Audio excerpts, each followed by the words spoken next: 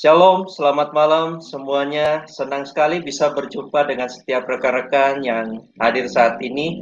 Dan kita bersyukur buat hari ini merupakan ulang tahun bangsa kita yang ke-75, di mana kita bisa merayakan bersama-sama.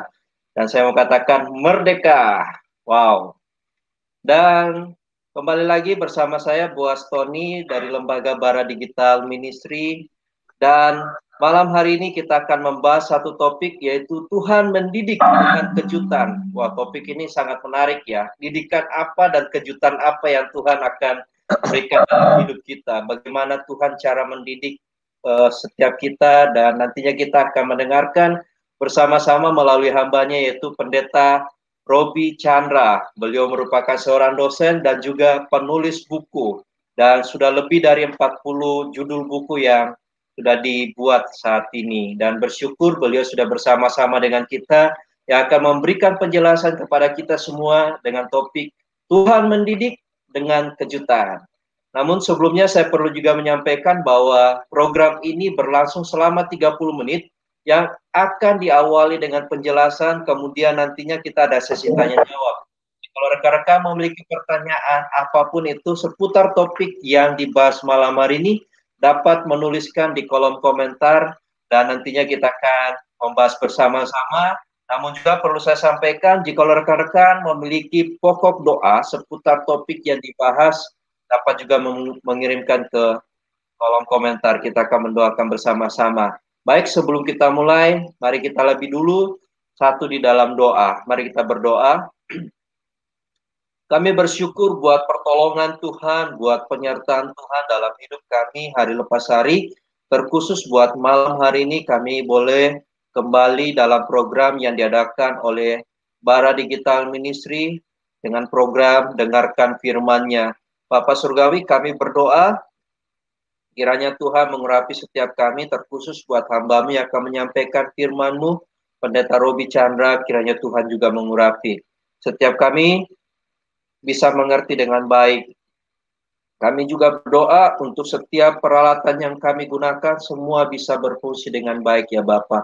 Tak lupa juga kami mengucap syukur buat bangsa kami, di mana Tuhan senantiasa menyertai. Kami serahkan semuanya dari awal hingga pada akhirnya di dalam nama Tuhan Yesus Kristus kami berdoa. Amin. Ya, kita bersyukur malam hari ini sudah bersama dengan hambanya Pendeta Robi Chandra. Kita tahu kesibukan beliau dan juga banyak hal yang beliau sudah kerjakan. Dan malam hari ini sudah bersama-sama dengan kita semua. Sebelumnya beliau sampaikan sempat olahraga, sepedaan, dan sebagainya.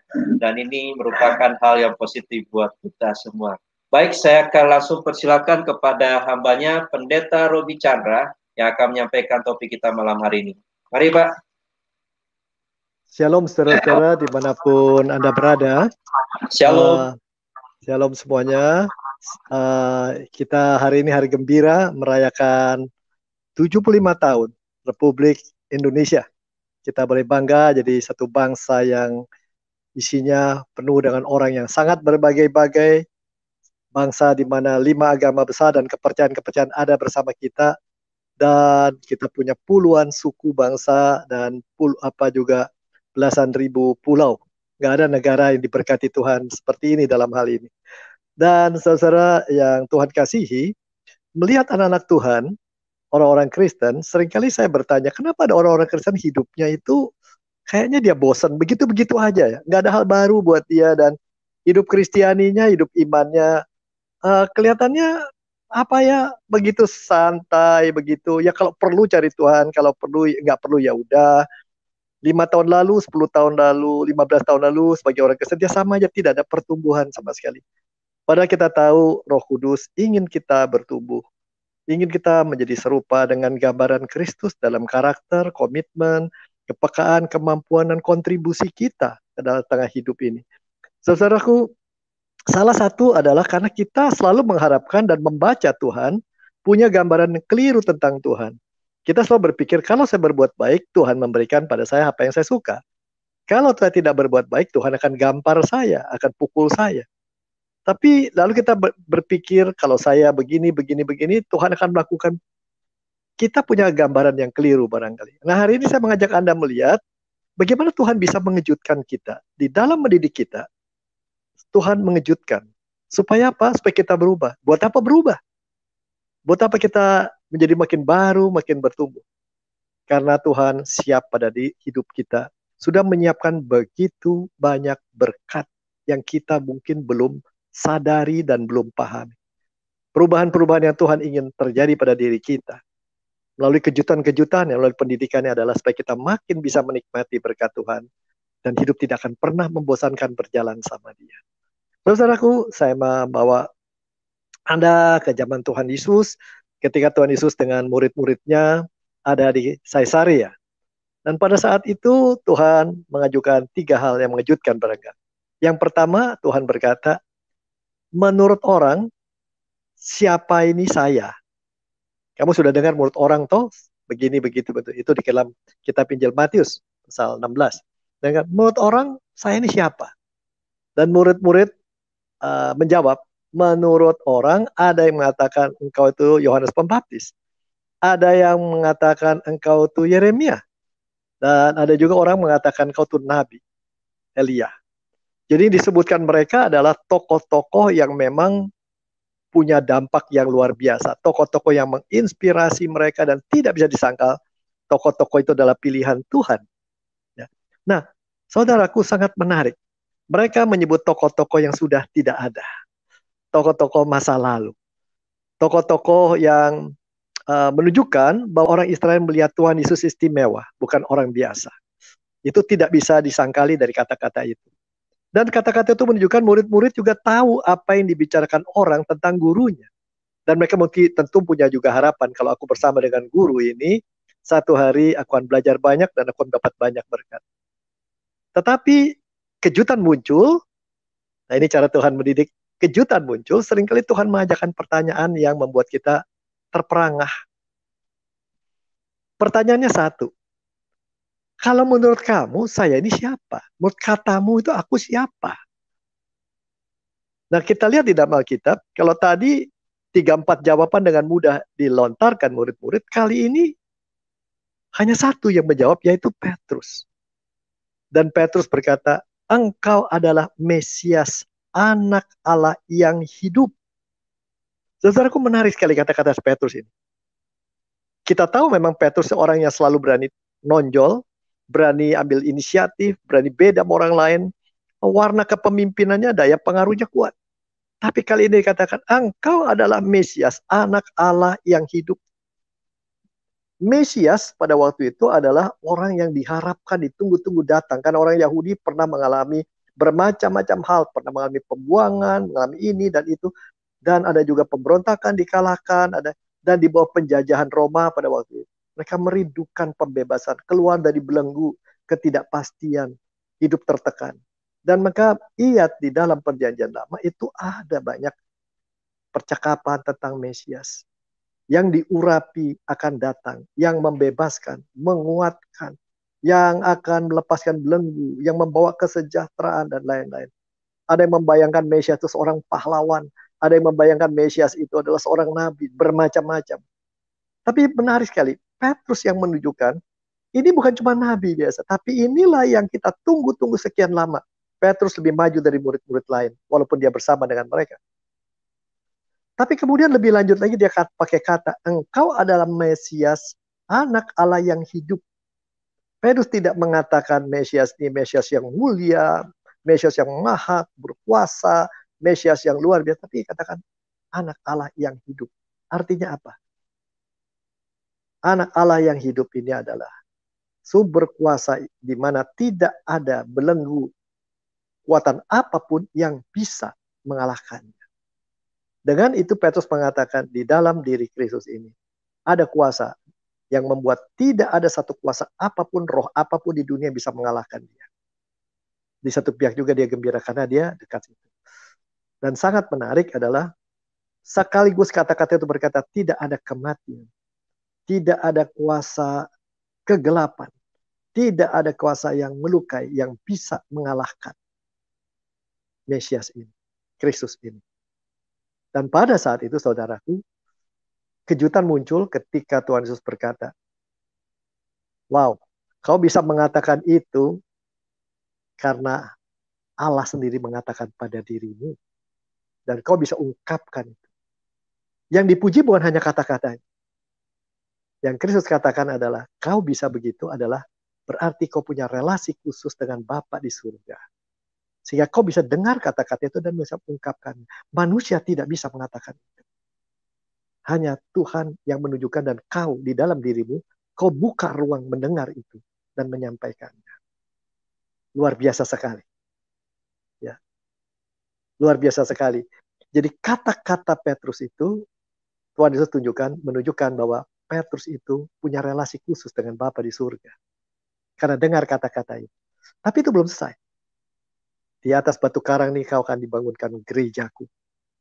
Dengan kata lain, pengajaran ini, kejutan dengan pertanyaan ini adalah untuk menyiapkan Petrus ketika Petrus menjawab dengan benar, berelasi dengan Bapa di surga. Petrus disiapkan menerima berkat baru. Yaitu tidak menjadi saja nelayan, tidak hanya jadi murid, tidak hanya jadi orang beragama. Tidak hanya orang yang hanya ada belajar dari Tuhan Yesus tentang Tuhan Yesus. Tapi orang yang akan dipilih Tuhan menimbulkan dampak di tengah hidup. Menimbulkan dampak di tengah hidup saudara-saudara. Bukan hanya tahu tentang Tuhan, apalagi tahu. Jadi pilihan hidup itu ada orang tahu banyak tentang Tuhan, kata orang ini, kata orang ini, kata ajaran ini, kata ini, kata pendeta ini, kata pendeta ini. Ada orang tipe kedua tahu, tapi misalkan perasaan dia sendiri. Tapi ada yang ketiga seperti Petrus. Tahu karena mendengar suara Bapa di surga. Karena Bapa di surga memilih dia untuk jadi tahu. Dan orang seperti itu, oleh Kristus katakan, kau akan terima berkat khusus, yaitu hidupmu akan berdampak, menginspirasi, membangun, menjadi orang yang dimana kerajaan Allah akan diwujud nyatakan. Gereja Tuhan akan dihadirkan melalui tangan pekerjaan Petrus dan hidupnya. Wah, luar biasa saudara ya. Pendidikan biasa, omong-omong biasa tentang siapa aku, jadi siapa aku menurut kamu, lalu bicarakan sekarang Tuhan mengejutkan dengan bicara berkat atau masa depan yang Petrus akan alami. Tapi itu belum selesai, kejutan belum selesai. Kalau Anda baca ini cerita ayat 13, 14, sampai kata-kata yang kau adalah Mesias, anak Allah yang hidup adalah 16. Tapi pas ayat 20, Kristus berkata, jangan ceritakan orang siapa-siapa. Pada waktu itu belum waktunya. Tetapi ayat 21, baru kejutan besar. Bayangkan kalau saya jadi Petrus mendengar kata Tuhan, engkau akan kupakai khusus, akan menjadi orang berdampak bagi aku, bagi kerjaanku. Kau akan seorang yang berdampak di tengah dunia, membawa berkat, kau jadi orang kupilih secara khusus melakukan tugas. Kau berperan. Waduh, luar biasa bangganya begitu ya. Seperti kalau kita di kantor juga mendadak bos bilang, ini ada tugas begini-begini, kau peranmu ini. Kita bangga, kita dipilih. Tapi yang paling menarik adalah, kalau saya jadi Petrus, waduh ini anak Allah yang hidup. Dia akan menjadi pembebas. Kerajaan baru muncul. Langit dan bumi baru muncul. Aku pasti punya peranan besar, maka aku akan ikut menikmati status dan kuasa itu. Begitu kan? Kalau sekarang misalnya Anda dekat-dekat dengan seorang teman baik, ternyata nanti pilkada menang, menjadi gubernur, pasti ada ke bawah. Itu pikiran Anda. Tapi saudaraku yang paling menarik, di ayat 21 dan seterusnya, justru Tuhan berkata, anak manusia akan disalib, menderita dan mati. Tadi bicara tentang hidup, sekarang bicara tentang mati. Ini mengejutkan sekali. Tuhan mengajarkan apa pada saya ini begitu. Dalam hal inilah saya mau sampaikan, Tuhan bisa mengejutkan kita dalam mendidik kita, mengubah kita. Tapi apapun yang dia lakukan, kuncinya satu. Ia mau menyiapkan kita untuk terima berkat lebih besar, lebih penuh. Jadi Tuhan setelah menjadikan anak-anak Allah, Anda dipilih, diselamatkan, ditebus, didamaikan dengan dirinya. Tidak berhenti di sana, lalu kita hidup jadi orang beragama. Bukan itu, saudaraku. Itu yang membuat kita beda dengan orang beragama lain. Itu yang membuat kita kadang-kadang dibenci. Karena banyak orang terlalu mencintai agama yang bukan mencintai Tuhan. Di sini Tuhan inginkan adalah setelah kita ditebus, diselamatkan, percaya Kristus, kita terus diubah untuk siap terima berkat. Salah satu berkat adalah berperan bagi Tuhan, bagi kerajaannya, menyentuh hidup orang lain, menimbulkan dampak inspirasi, mengubah keadaan. Tapi kita mulai dengan diri kita mau diubah. Dan Petrus terkejut ketika bicara hidup. Ini Mesias hidup, kenapa nggak lama lagi Tuhan bicara kematian? Itu juga menunjukkan bahwa berkat Tuhan tidak selalu persis dengan apa yang kita mau. Tapi berkat Tuhan adalah tetap berkat yang membuat kita lebih mengenal Dia, merengkuh Dia, merasakan kehangatan, merasakan kuasa dan kasih-Nya yang akan kita bagikan pada orang lain. Bahwa berkat Tuhan adalah melalui sakit penyakit, kita harus berjalan melalui sakit penyakit, saat-saat pandemi seperti sekarang, saat-saat di mana kita mengalami kesusahan, kekurangan uang, bermacam-macam. Justru disitulah kita akan lebih mengenal siapa Tuhan kita lebih penuh. Kejang saya dengan hal-hal seperti itu, saudara. Karena kita nggak mengerti ya, kenapa kita udah sungguh-sungguh kok harus mengalami kesusahan. Tapi justru setelah semua berlalu kita, iya. Tanpa itu aku tidak akan kenal Tuhan. Lebih intim, lebih dalam, lebih bisa mengagumi Dia. Jadi saudaraku, apa kesimpulannya buat kita hari ini? Mungkin pada saat ini ada di antara Anda sedang dididik secara khusus oleh Tuhan dengan kejutan. Apa yang Anda tidak bayangkan kok bisa terjadi dengan diri Anda. Ya. Apa yang Anda tidak harapkan kok Tuhan biarkan muncul kehidupan Anda. Mungkin sakit penyakit. Mungkin mendadak kok penghasilan hilang. Atau mendadak ada hal yang tidak kita inginkan bisa terjadi. Ada orang marah sama kita dan bermacam hal. Tetapi kejutan-kejutan itu adalah jalan berkat. Selama kita pegang tangan Tuhan, selama kita dengar kata-katanya, selama kita rasakan pelukannya, semua yang buat orang lain dianggap menakutkan, menyedihkan, dijauhi, buat kita selama aku bersama engkau, semua itu jadi berkat. Karena itu saudaraku, saat ini, saya yakin ada di antara Anda sedang sedih, sedang sendiri, yang kehilangan. Ada di antara Anda yang gamang, ada yang khawatir tuh ke depan bagaimana ini sekolah anak, bagaimana membayar uang pangkal barangkali. Ada di antara Anda ini. Tapi seringkali Tuhan justru melalui kejutan-kejutan Dia sedang menyiapkan sesuatu. Jangan lupa saudaraku, ketika gereja di awal-awal sejarahnya juga mengalami beberapa wabah, pandemi, juga di abad pertengahan dan seterusnya. Justru pada saat itu, gereja diubah Tuhan lebih membantu banyak orang, bukannya kalangan sendiri. Gereja juga menolong banyak hal. Gereja juga menyentuh hidup orang yang tidak percaya sekalipun. Gereja menjadi gereja yang sangat kuat. Orang-orang Kristen itu bisa bertahan sekian lama dan terus bekerja bagi Tuhan. Justru karena pengalaman-pengalaman itu. Kita adalah bagaikan pedang yang ditempa di api, setelah ditapi, dimasukkan ke air, dijemur, dipukul lagi, dan seterusnya. Dan saudaraku, biarlah kita ingat, berkat-berkat Tuhan disiapkan lebih banyak daripada apa yang kita bayangkan. Tapi dengarlah kata-kata dia. Dan mungkin pertanyaannya juga hari ini muncul buat Anda. Menurut kamu, bagi kamu, saya ini siapa? Kata Kristus. Apakah hanya Tuhan yang kau tahu, yang kau hanya sembah kalau semua yang kau inginkan tercapai? Ataukah benar, aku sahabatmu, aku Allahmu, aku adalah Allah yang sangat menyayangi kamu dan kamu rasakan itu. Tuhan berkati Anda. Wow, terima kasih banyak buat hambanya Pendeta Robi Chandra yang sudah memaparkan Tuhan mendidik dengan kejutan. Ini menarik banget buat setiap kita, dan di kolom komentar sudah banyak pertanyaan maupun juga ada yang sudah menuliskan pokok doa, ada yang menyampaikan komentar, banyak lagi.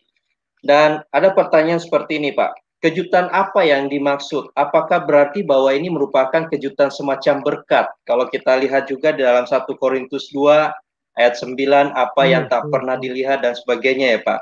Atau ada istilah lain berkata habis gelap terbitlah terang. Apakah ini yang dimaksud dengan kejutan-kejutan seperti demikian atau seperti apa? Ya, Apakah terima ada yang kasih. bertanya demikian, Namanya Pak? juga kejutan. Mungkin. Tidak dengan mudah kita bisa katakan begini atau begitu. Kejutan itu bisa berupa apa yang berpuluh tahun Anda minta dari Tuhan. Anda rindukan. Dan akhirnya pada satu titik tertentu Anda menyerah, ini tidak mungkin dijawab. Mungkin permintaanku salah. Ternyata Tuhan akan jawab pada waktu yang tidak kita sangka. Bisa terjadi seperti itu. Bisa juga kejutan itu bisa berupa hal mendadak yang tidak enak. Ya. Saya pernah pengalaman seperti itu. Diterima di sebuah sekolah untuk ambil gelar doktor, sekolah yang salah satu yang sangat terkenal di Amerika. Luar biasa. Dan masuk kuliah di minggu pertama, calon dokter 7 orang dari 6 negeri.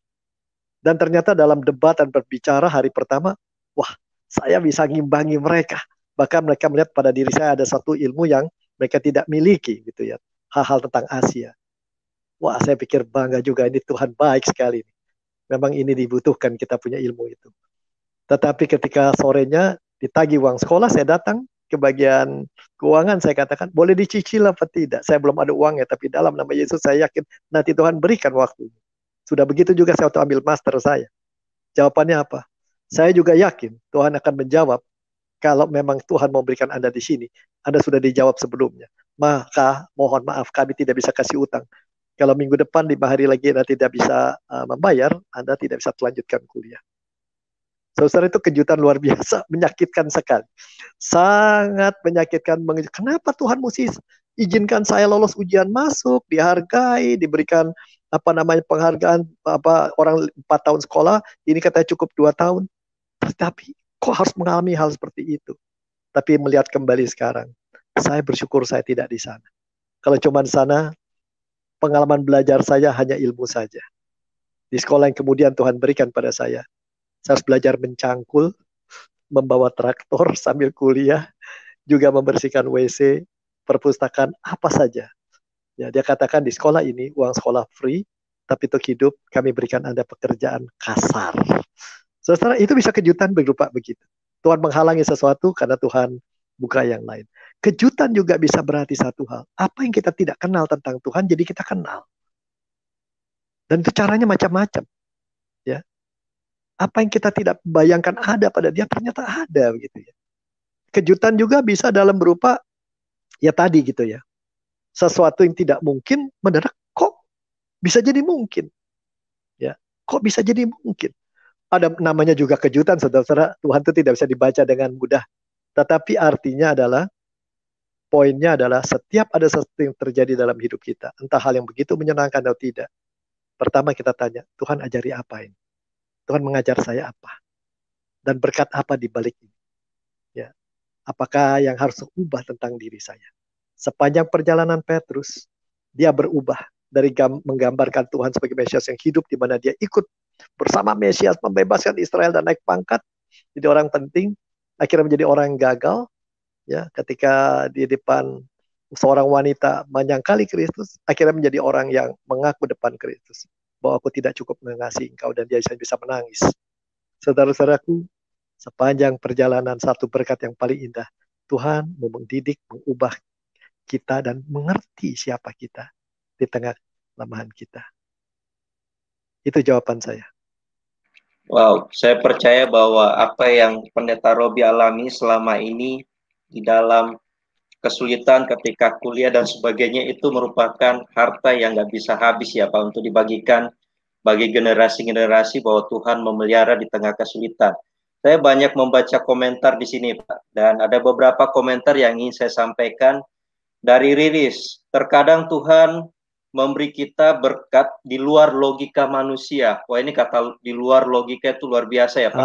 Artinya di luar pemikiran manusia, kita nggak bisa bayangkan ya, tetapi Tuhan berikan. Ada juga yang dari Kesia Ronul, dia menyampaikan, puji Tuhan, itulah kehidupan yang belum selesai dijalani, penuh berkat, penuh pergumulan, dan ujian diwarnai kejutan-kejutan istimewa dari Tuhan. Wah, ini artinya setiap kita pasti menjalani ya, di mana ada pergumulan tetapi ada berkat juga yang Tuhan sediakan.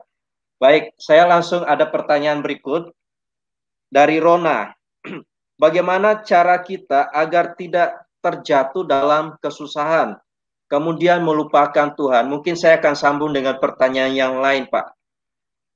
Bagaimana ketika kita mengalami kegagalan, sehingga pada saat kita mengalami kegagalan, kita tetap mengingat Tuhan, artinya tidak melupakan Tuhan. Menyambung, satu sisi kita takut gagal, satu sisi ketika kita mengalami kegagalan, kita tetap bersandar kepada Tuhan. Ini yang sulit, Pak. Di zaman sekarang, ketika sudah mengalami kegagalan, orang bakalan bertanya, di mana Tuhan di saat saya gagal? Bagaimana Pak untuk mengingatkan anak muda bahwa Tuhan tetap ada? Nah, sekali lagi adalah apa yang baik menurut diri kita, apa yang indah menurut diri kita, apa yang bernilai buat diri kita, seringkali itu sifatnya kan sementara dan sifatnya jangka pendek. Ya, beginilah. Seorang teman saya sudah 3 tahun ini sangat mengumpulkan uang dan dia sangat penting punya mobil yang seindah mungkin. Untuk pekerjaannya sebagai tenaga sales itu penting. Menunjukkan bahwa dia sukses sehingga orang percaya. Bos juga percaya bahwa dia pintar jualan. Dia kumpulkan uang apa saja sampai dengan pacar hubungannya nggak baik sampai dia bubar. Dia mati-matian kumpulkan uang. Begitu mau uangnya cukup untuk beli mobil, baru untuk down payment dan lain-lain, terjadilah wabah ini, pandemi ini.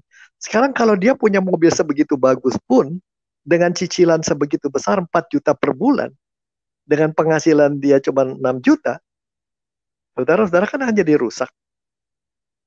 Dan pada saat itu dia frustrasi sekali, apa yang jadi cita-cita sekian lama sampai dia korbankan pacar. Dia kesal luar biasa. Tapi pada waktu itu dia tiba pada kesimpulan, Tuhan sedang didik saya apa ya? Apa yang Tuhan tunjukkan pada saya? Dan seringkali yang Tuhan tunjukkan, yang didik kita kalau itu ada kesusahan, nomor 1 adalah Tuhan mengajar kita melihat prioritas, apa yang utama dan apa yang tidak utama. Dan seringkali apa yang kita utamakan harus bisa ditawar. Dan hari itu dia katakan, iya, saya akan datangkan ke bekas pacar saya minta maaf, karena saya mendahulukan mobil yang menurut saya prioritas dibandingkan diri dia. Padahal bukan itu, saya salah. Tuhan sudah berikan pada saya seorang wanita yang baik, kok saya sia-siakan. Dia katakan begitu. Nah, dia belajar. Jadi apapun juga melalui kegagalan pun kita belajar. Ya, kita belajar. Jadi problem terbesar kita jauhin dari Tuhan dan merasa Tuhan tidak ada atau Tuhan tidak peduli karena kita memutlakan apa yang kita ingin capai. Kita memutlakan. Kita merasa paling tahu bahwa kalau itu kita peroleh itu pasti baik dalam hidup. Padahal belum tentu. Belum tentu. Ya. Keberhasilan terlalu cepat mendapatkan apa yang kita inginkan seringkali tidak jadi berkat, tidak kita hargai gitu ya. Nah, saya pernah punya seorang sahabat, ini curhat sedikit lah ya, curcol dikit. Kami punya sahabat berdua dan sangat menarik ketika kami teman baik sekali, tapi kemudian pacarnya juga teman saya juga dan pacar saya itu teman. Tetapi yang beda adalah dia mendapatkan si pacar itu dengan mudah. Dan ketika menikah tidak ada masalah. Sedangkan saya untuk mendapatkan ini, waduh, saingan saya berat. Lagi pula ada orang-orang yang nggak suka saya jalan sama dia. Aduh, dari bermacam-macam kalangan, saya nggak cocok orang ini dengan wanita sebaik yang sekarang jadi istri saya itu. Yang memang benar, istri saya itu dari keluarga yang terkenal, orang yang hamba-hamba Tuhan di sana yang luar biasa, dan dia juga orang pintar, segala macam. Saudara,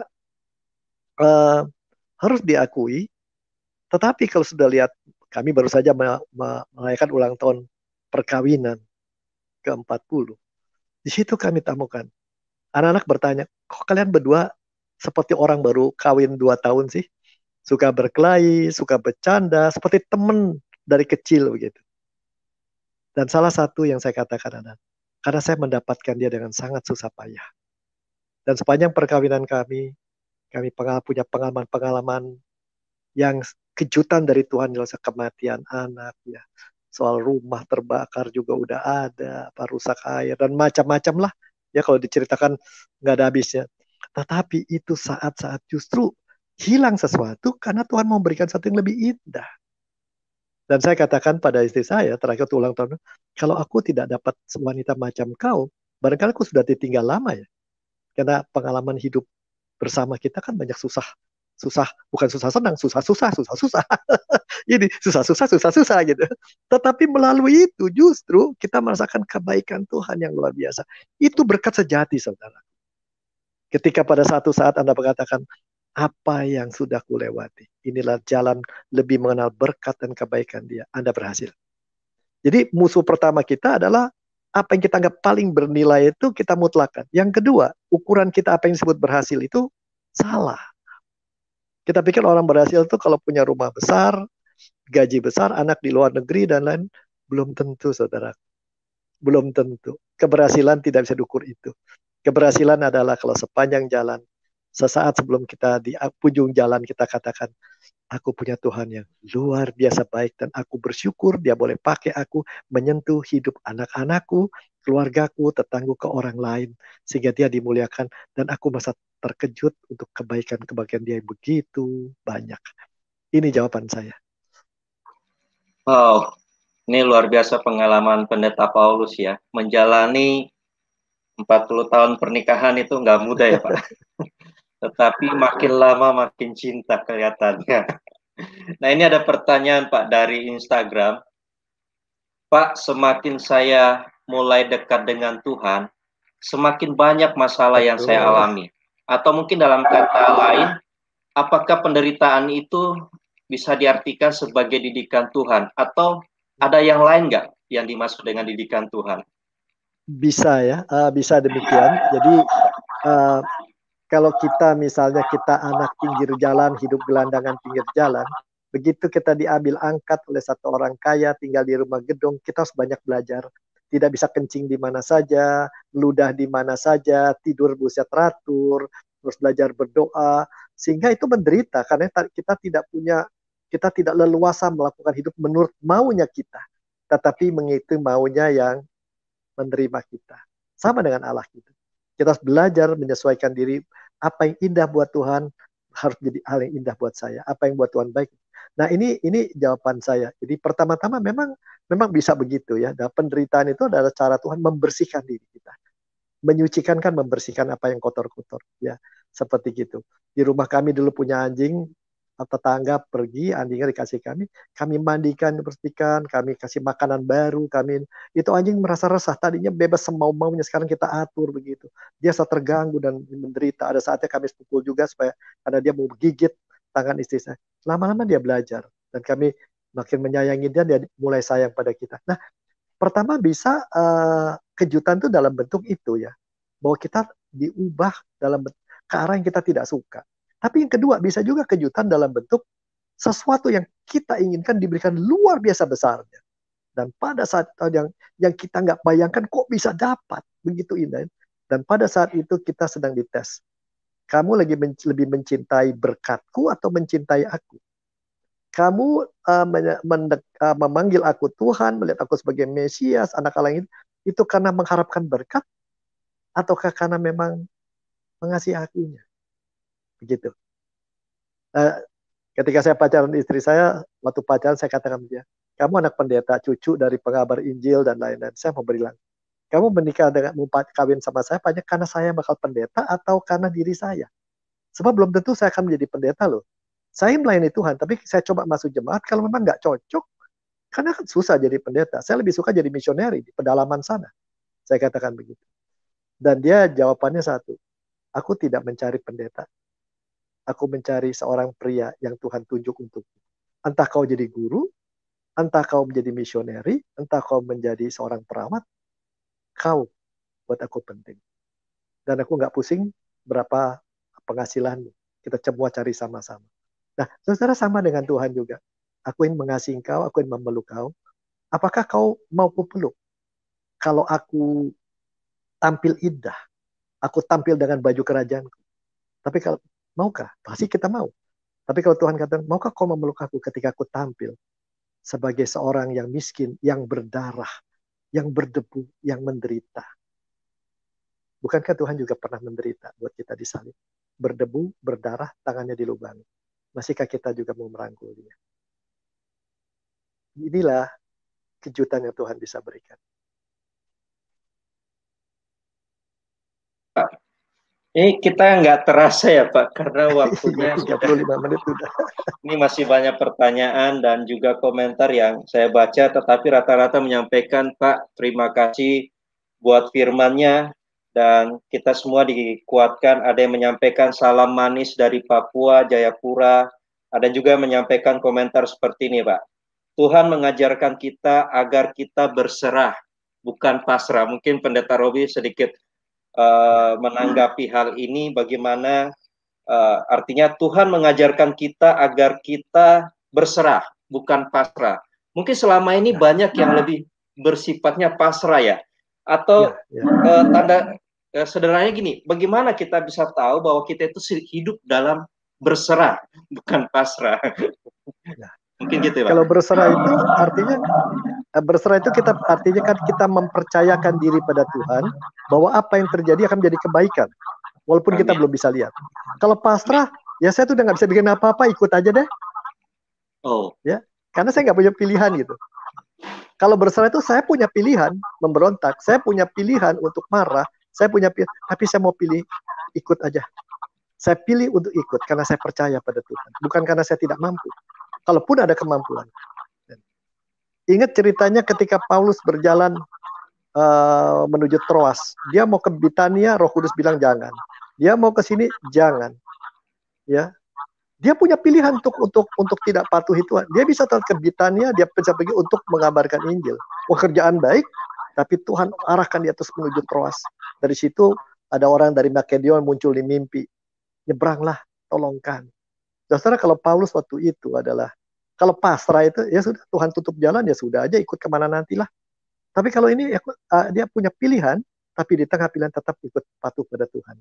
Itu bedanya pasrah dengan berserah. Dan kalau waktu itu kalau Paulus waktu itu dari Makedonia, dia tidak nyebrang ke Makedonia, orang Eropa tidak akan pernah jadi Kristen. Kristen hanya berhenti sampai di Turki, hanya sampai di Asia. Luar biasa ya.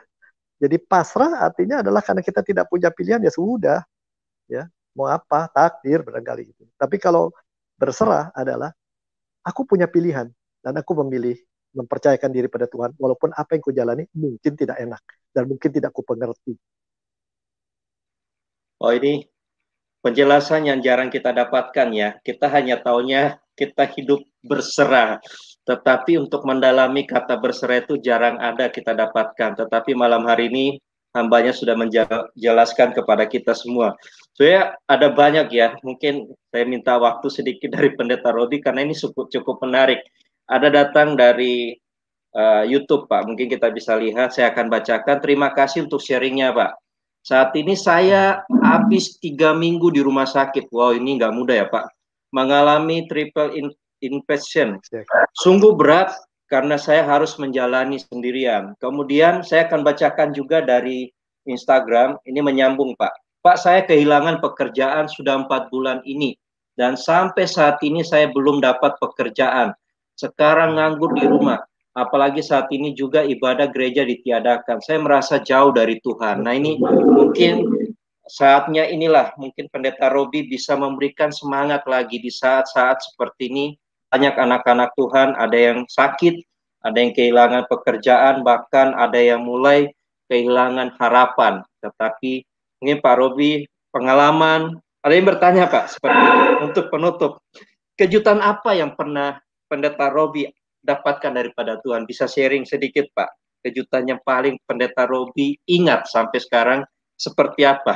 Dan ini juga menjadi inspirasi. Ini banyak pertanyaan Pak. Oke lah. Saya dulu menjadi pendeta, kita ngobrol aja ya, jadi jangan sempat. Saya menjadi pendeta di sebuah jemaat yang sangat kecil. Jemaat itu begitu sederhana sehingga untuk biaya hidup mereka hanya bisa memberikan cukup untuk 25 hari. Begitu hari ke-26 sampai 31, tanggal 31 saya rajin melawat orang supaya bisa pagi doa, biasanya tante siapa di sana, orang Manado, dan saya datang berdoa, dia jualan sesuatu, so saya, Pak Pendeta, dong nih, semua call dulu, enggak usah, saya ikut makan, sore pada cim-cim, jualan laksa, malam pada teman saya, siapa Mamora atau siapa saja, ikut makan di tempat mereka. Tapi pada satu hari saya mendapat beasiswa untuk berada dari Billy Graham Center untuk berada di luar negeri. Saya heran itu. Itu karena beasiswa didapat karena saya tidak pernah bisa beli koran pun nggak ada uang.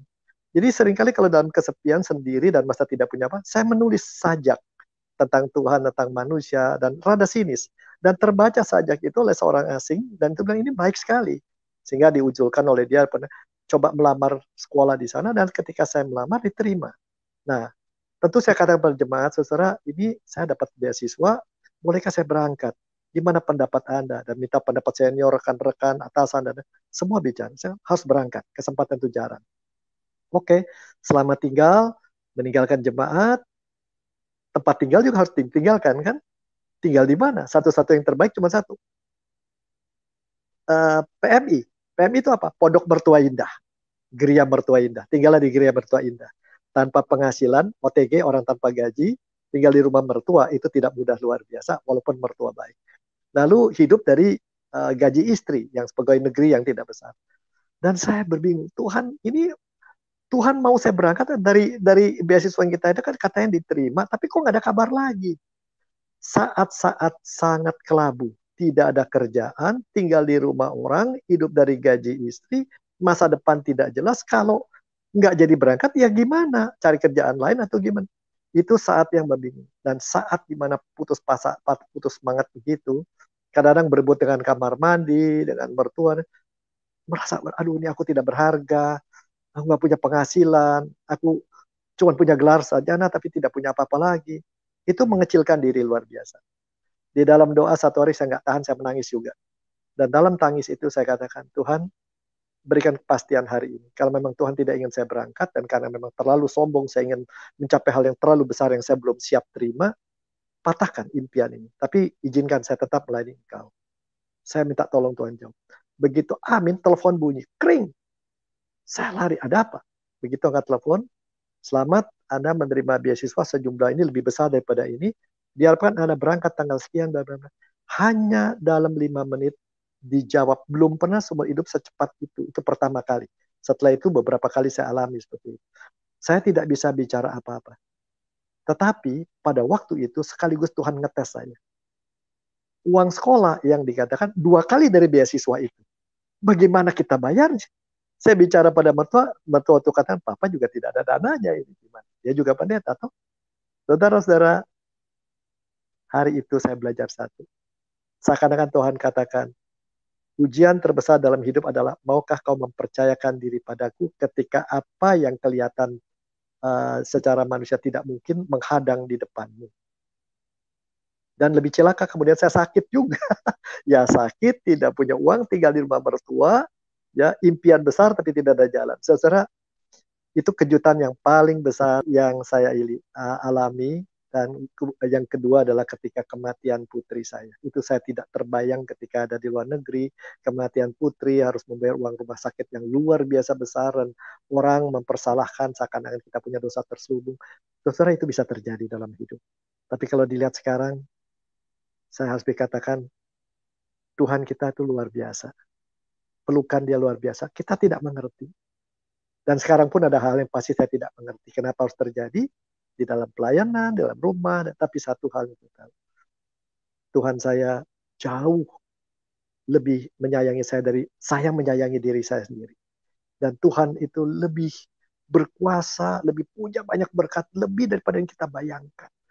Barangkali kita hanya pakai 20-30% berkat Tuhan, karena kita membatasi diri kepada apa yang kita anggap penting, pada yang lebih indah, lebih penting, lebih bagus dia menunggu kita. Itulah sebabnya dia berikan kita kejutan untuk mendidik kita melihat ada berkat-berkat. Jadi kita ini bagaikan anak kecil diajak ke restoran oleh mamanya pertama, hanya mau makan tempe, tahu, dan nasi, karena kita biasa itu. Padahal di situ tersedia saudara babi sei dari timur, ya dari Kupang. Lalu ada juga di situ tuturuga, paniki, ada juga saksang, ada gudeg, ada lengkap mau apa saja. Cuman kita hanya perhatikan piringnya kita mau. Barangkali itu yang saya bisa katakan saudaraku. Jadi sakit penyakit, kesendirian, yang paling berat adalah dalam kesendirian. Kepada suara lain berbisik, kau tidak berharga, kau pasti banyak dosa. Ya, itu pikiranmu tentang Tuhan itu cuma sia-sia saja. Pada saat itu kau akan dengarkan itu. Tapi pada saat itu juga kita katakan, Tuhan, sekeras apapun badai menerpa, aku tahu Kristus ada di dalam perahuku dan aku pegang tangannya. Tuhan berkati Anda.